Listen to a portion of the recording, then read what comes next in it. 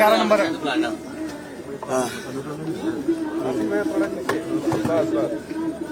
Press के साथियों का बहुत बहुत धन्यवाद।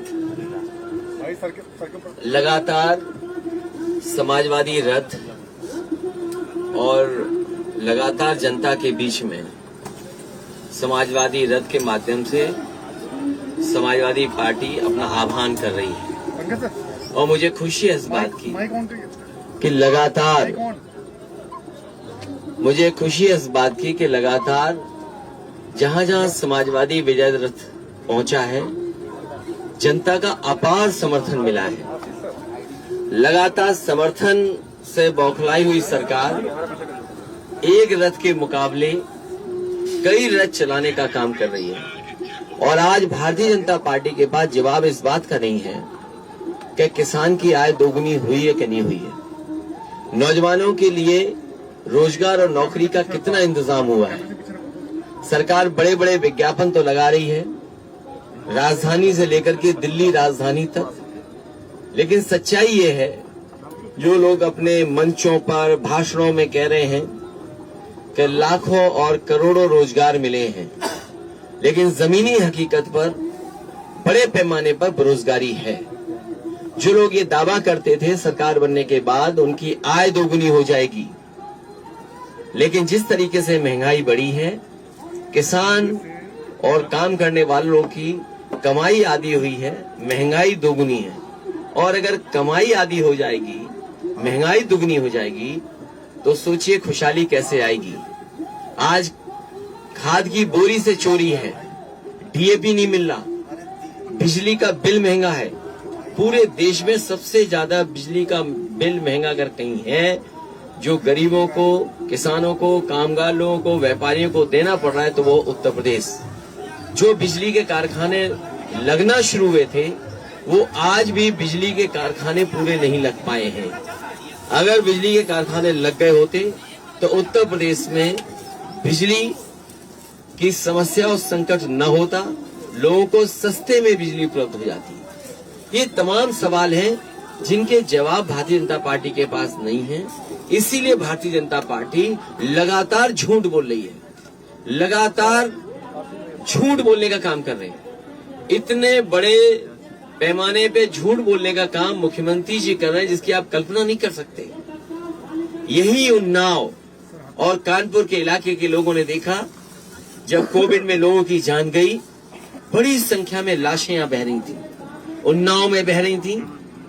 इलाहाबाद आगे पड़ता है, गंगा का किनारा संगम है, वहां पर देखा लोगों ने। बनारस और बक्सर तक लगातार लाश बहती हुई दिखाई दी गंगा में। सोचो माँ गंगा में जिस समय सरकार को मदद करनी चाहिए थी, उस समय गंगा में लाशें बह रही थी। आखिरकार जवाब क्या है? ये सरकार जो सांसों के लिए ऑक्सीजन न दे पा रही हो, जो सरकार सांसों के लिए ऑक्सीजन न दे पा रही हो, उससे बड़ी झूठी सरकार क्या हो सकती है? ये मुख्यमंत्री जिन्होंने जीवन लोगों का बचाने की वजह जो अपने फैसले लिए वो प्राण घातक फैसले थे, ये मुख्यमंत्री और भारतीय जनता पार्टी की सरकार झूठी सरकार है जिसने यहां तक कहा कि ऑक्सीजन की वजह से किसी की जान नहीं गई। ये प्राण घातक सरकार चलती रही तो न जाने कितने लोगों को नाकामी का सामना करना पड़ेगा। आज अस्पतालों की हालत देखें, दुर्दशा देखें, तो अगर अस्पताल आप पहुंच गए तो दवाइयां नहीं है, बिस्तर नहीं मिल सकता, आपको इलाज नहीं मिल सकता। कहीं पर किसी तरह का एक्सरे अगर होना चाहेगा तो एक्सरे नहीं मिलेगा, ऑपरेशन नहीं हो पाएगा। आज लोग तड़प रहे, सर्दी में पड़े हुए हैं, लेकिन ये सरकार कोई इंतजाम नहीं कर पा रही है।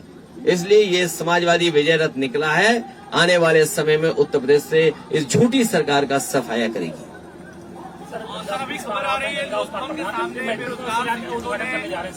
जो उत्तर प्रदेश के झूठे मुख्यमंत्री हैं वो जब सुबह चले होंगे तो समाजवादी सरकार में जो ली गई थी गाड़ी उसमें बैठ करके निकले होंगे, और अगर हवाई यात्रा की होगी वो हेलीकॉप्टर से तो वो समाजवादी सरकार का खरीदा हुआ हेलीकॉप्टर से चले होंगे। जिस कार्यालय में लोक भवन में बैठते हैं वो भी समाजवादी सरकार का बनाया हुआ है। तो इसमें नया क्या है? जो समाजवादी सरकार ने दी थी मेट्रो, उसी का उद्घाटन करने जा रहे हैं। ये मेट्रो पहले बनकर के तैयार हो जाती, लेकिन हमारे मुख्यमंत्री नाकाम और अनुपयोगी मुख्यमंत्री ने समय लगा करके इतना समय लगाया कि आज 4.5 साल हो गए, तब जाकर के पूरा हुआ है। अखिलेश जी मुख्यमंत्री जी का कहना है जनता का पैसा जो सपा बसपा वाले अपने घर बनाने में लगाया था, आज दीवारों से इनकम टैक्स की रेट से निकल रहा है, इसीलिए नोटबंदी का विरोध करा था। मुख्यमंत्री जी से बड़ा झूठा मुख्यमंत्री कोई नहीं हो सकता धरती पर। अगर योगी होकर के कोई झूठ बोले, भगवा वस्त्र पहन करके झूठ बोले, तो उसमें कोई भरोसा कैसे करेगा।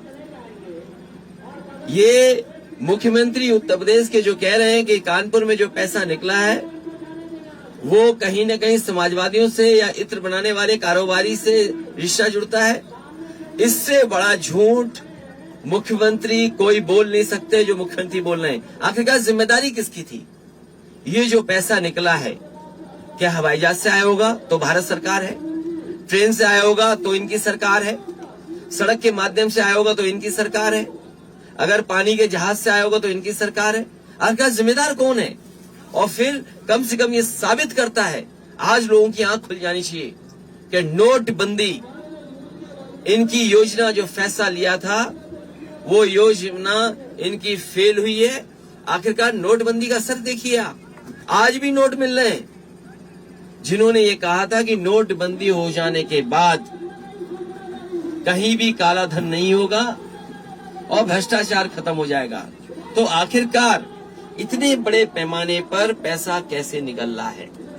और फिर सरकार को ये बताना चाहिए, उत्तर प्रदेश के मुख्यमंत्री जी को बताना चाहिए कि जो पैसा निकला है बैंकों का है। सुनने में आ रहा है कि नए 2000 की गड्डियां भी थी। जिन अधिकारियों ने छापा मारा है वो ये बताएं कि किन किन बैंकों से ये पैसा निकाला गया है। क्या नोटबंदी के समय इतने बड़े पैमाने पर 2000 रुपए के इकट्ठे कैसे हो सकते हैं, क्योंकि इसमें नोटबंदी के जमाने का भी पैसा है। जो अधिकारी बता रहे हैं कि वो नोटबंदी के जमाने का भी पैसा इसमें है। तो अगर पैसे नए निकले हैं, गड्डियां निकली, तो जिम्मेदार कौन है। सरकार जिम्मेदार है। इनसे ज्यादा झूठ बोलने वाली कोई सरकार नहीं हो सकती। सर, चुनाव आयोग की टीम आज लखनऊ में है, तमाम समीक्षा करने आ रही है सर, ये क्या कहेंगे सर। मुझे उम्मीद है चुनाव समय पर होगा। 16.5 लाख जो नाम कटे थे उससे क्या संतुष्ट है, जो कार्रवाई अभी की है। अभी 5 तारीख को जब फाइनल लिस्ट निकल करके आएगी, उसके बाद भी लगातार जो नियम है उसके तहत वोट बढ़वाना घटाने का काम समाजवादी पार्टी करेगी, और जो शिकायतें थी उनको भी देने का काम चुनाव आयोग को किया है। सर, बेरोजगार शिक्षकों ने लोक भवन पर हमला बोल दिया। अभी आधा घंटा पहले उन्होंने नारा लगाया कि रोजगार दो, रोजगार दो। पुलिस उनको रोक भी नहीं पाई और बिल्कुल लोक भवन के गेट पर अभी भी बैठे हुए हजारों जो बच्चे अभ्यर्थी। तो ये मुख्यमंत्री जो हमारे झूठे मुख्यमंत्री हैं, विज्ञापन दे रहे हैं, बड़े बड़े विज्ञापन दे रहे हैं और बड़े बड़े भाषणों में ये कह रहे हैं कि उन्होंने लाखों नौकरियां दी हैं, करोड़ों रोजगार दिए। तो अगर वो सच्चे विज्ञापन थे तो आज नौजवानों को रोजगार क्यों नहीं मिल रहा है। वो झूठे विज्ञापन थे, ये सच्चे बेरोजगार हैं। वो झूठे विज्ञापन पैसों से दिए गए हैं, ये सच्चे नौजवान हैं जो लाठी खा रहे नौकरी के लिए।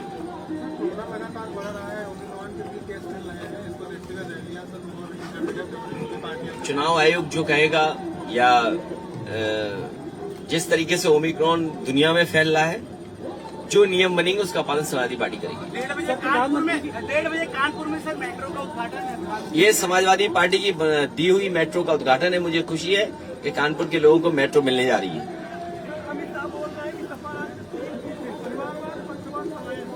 जिनका परिवार नहीं है वो परिवार का दुख दर्द नहीं समझ सकते, इसीलिए लाखों लाख मजदूर पैदल चल के आए थे। अंत्येष्टि में लकड़ी नहीं मिल पाई थी। यही झूठे मुख्यमंत्री थे जिन्होंने टीन शेड लगा करके दाह संस्कार होने वाली जगह को रोका था कि इनकी पोल न खुल जाए। परिवार वाले ही दुख परिवार वालों का समझ सकते हैं। सर, चुनाव से ठीक पहले टैबलेट और मोबाइल बांट रही है सरकार, और तो अभी भी लैपटॉप नहीं दे पाए हैं। जो वादा उन्होंने किया है वो वादा नहीं पूरा है। उन्नाव में मुझे नहीं लगता किसी भी नौजवान को लैपटॉप या टैबलेट मिला होगा। मैं अभी जनता से पूछूंगा। उन्नाव की जनता को नहीं मिला। सर, आप जेपी एनआईसी के ऊपर सरकार ने जांच दिखा दी है पूरे मामले में, तो ये किस तरह की बौखलाहट है, कैसे देखते हैं? मैं तो चाहूंगा कि हमारे बाबा मुख्यमंत्री जो झूठ बोलते हैं वो कम से कम 17 फ्लोर की सीढ़ियां चढ़े तो उन्हें एहसास होगा कि 4.5 साल में जेपी जयप्रकाश जी जिन्होंने कभी आजादी दिलाने का काम किया देश को, वो संघर्ष में रहे और संपूर्ण क्रांति का नारा देकर के दूसरी आजादी का लड़ाई लड़ने का काम किया था उन्होंने। संपूर्ण क्रांति का नारा देने वाले और समाजवादी मूल्यों को आज तक जो पीढ़ी है जो हम फॉलो कर रहे हैं उन्हीं के सिद्धांतों को फॉलो कर रहे हैं। तो देखना चाहिए क्या दुर्दशा की है, क्या सरकारी पैसे का दुरुपयोग हुआ है। तो सर एक फोटो भी आज चल रहा है, मुरली मनोहर जोशी आप बैठे हैं, वेंकैया नायडू जी बैठे हैं, तो आखिर बीजेपी कैसे तमाम चीजें कर लेती है, क्या उस फोटो को झुठला पाएगी? आप लोग भी सहयोग करो तो उनका झूठ पकड़ा जाएगा, उनकी पोल खुल जाएगी। और पोल खोलने के लिए हम आपसे बात करने आए कि जो मेट्रो का उद्घाटन है, बधाई कानपुर के लोगों को। मुझे याद है कि जिस समय शिलान्यास हुआ था उस समय वहां के सांसद मुरली मनोहर जोशी जी थे, देश के वाइस प्रेसिडेंट जो आज हैं उस समय उस विभाग के मंत्री थे, समाजवादी सरकार थी। और लग ये रहा है कि तीनों लोगों को नहीं बुलाया गया है। तीनों लोग जिन्होंने उस मेट्रो का शिलान्यास किया था, शुरुआत की थी कानपुर की जनता के लिए, वो तीनों ही मंच पे नहीं दिखाई देंगे और जिनका कोई योगदान नहीं है वो मंच पे दिखाई देंगे। सर योगी कहते हैं गुंडा राज खत्म हुआ है, उनसे बड़ा कौन है? जिन पे धाराएं कितनी लगी हैं, ठोको राज के नेता है वो, ठोको राज के वो हैं। उनसे ज्यादा मुकदमे किसी मुख्यमंत्री पर हुए हो तो बता दो हमें। ये अलग विषय है, लेकिन कानूनी क्या होगा देखा जाएगा। सर शिक्षक भर्ती में आरक्षण घोटाला हुआ, सरकार आएगी तो क्या दोषियों को जेल भेजा जाएगा? सर ये तमाम एक घोटाला नहीं है, तमाम घोटाले सरकार के हैं, उनको जनता के बीच में ले जाने का काम होगा। सर आपकी दो भविष्यवाणियां सच साबित हुई। कृषि कानून को लेकर पहले ही आपने कह दिया था कि कानून वापस हो सकता है, उसके बाद आपने कहा था कि आईटी की रेट भी बढ़ सकती है तमाम मेरे कंपेन को रोकने के लिए। तो अब क्या बीजेपी के पास अब कौन सा कदम बचा होगा, आपको क्या लगता है? उन्नाव की धरती जो हमारे क्रांतिकारियों की धरती रही है, कलम और तलवार की धरती रही है, वहां से एक अगली भविष्यवाणी भी करता हूं। अगर जो बात आप कह रहे हो कि जो भी भविष्यवाणी की है वो ठीक निकली है, तो एक और भविष्यवाणी समझ लो, समाजवादी सरकार बनने जा रही है। पूरी तरीके से किसान, नौजवान, व्यापारी, हर वर्ग के लोग तैयार हैं इस भारतीय जनता पार्टी को हटाने के लिए। ये वही जगह है जहां पर हजरत मोहानी जी ने जन्म लिया और इंकलाब का नारा दिया। उन्नाव में इंकलाब होगा, 22 में बदलाव होगा।